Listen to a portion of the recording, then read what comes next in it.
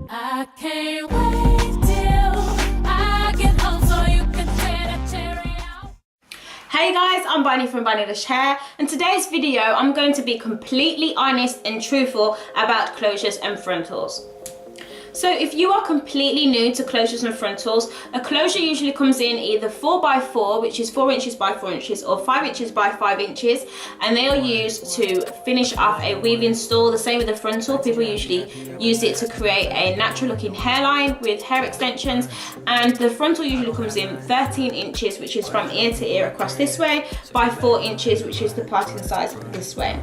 So if you're like a virgin to closures and frontals, I always suggest to my clients and customers to start with the closure first and then work your way up to a frontal and then maybe a 360 frontal after that.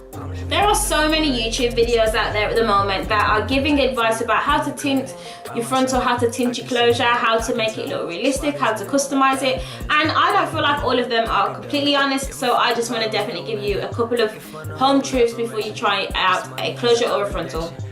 Hashtag on fleek, hashtag frontal wear, you know, all these hashtags, and really the hashtag is lies for some of y'all.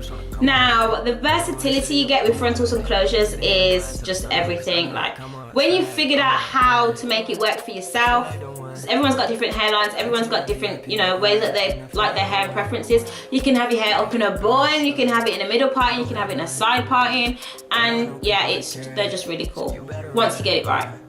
I feel like a closure is more for a beginner. If you're not used to a frontal or closure, definitely start with the closure first. You need to be able to learn how to maneuver it around and figure out what your hairline's like, so if you do move on to a frontal, you can customize it so it looks as realistic as possible. And sometimes there's nothing more frustrating than leaving the house in the morning in a rush, trying to get that, you know, those baby hairs looking all and not being able to pull it off right when you're like late for work, because you have to set time aside when dealing with the frontal to make sure that they do look good. And sometimes my frontal looks banging, other times it looks like, girl, you gonna leave the house like that? So one thing I want to talk about here is lace front glue. I don't think anyone's really using lace front glue anymore. It's not good for your hairline, it pulls it all out. I've seen a couple of videos where people have actually been allergic to it as well, so I would definitely say don't mess with lace front glue anymore, personally.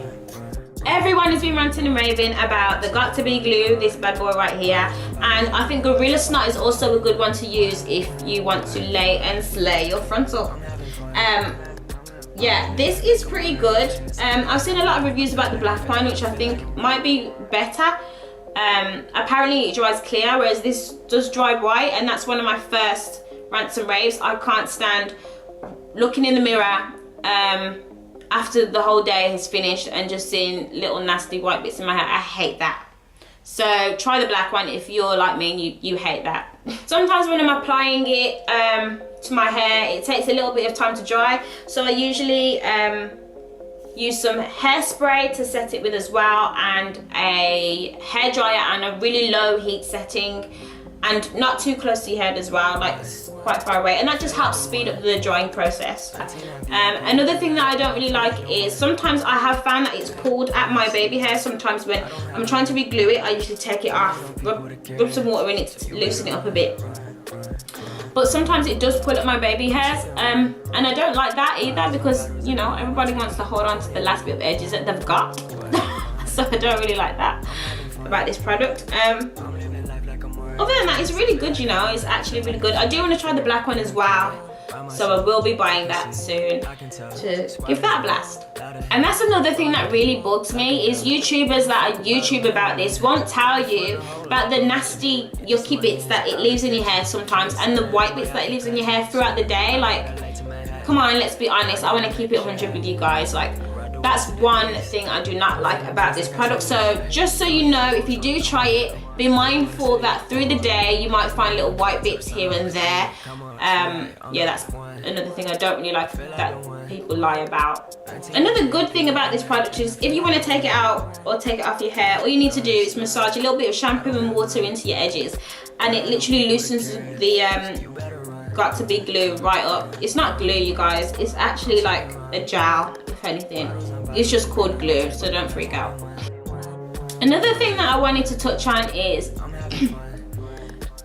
sorry, I'm not very well, but I'm still doing this video for you guys. Another thing I wanted to touch on is everyone's frontal isn't going to look the same because everyone's hairline's different. As I said, if you are going to customize a frontal, learn what your hairline's like and try and replicate exactly how your hairline is. So if you get a dip there, then make sure that your frontal dips a little bit. Another thing I really hate is when people pluck it too much and it looks really, really thin.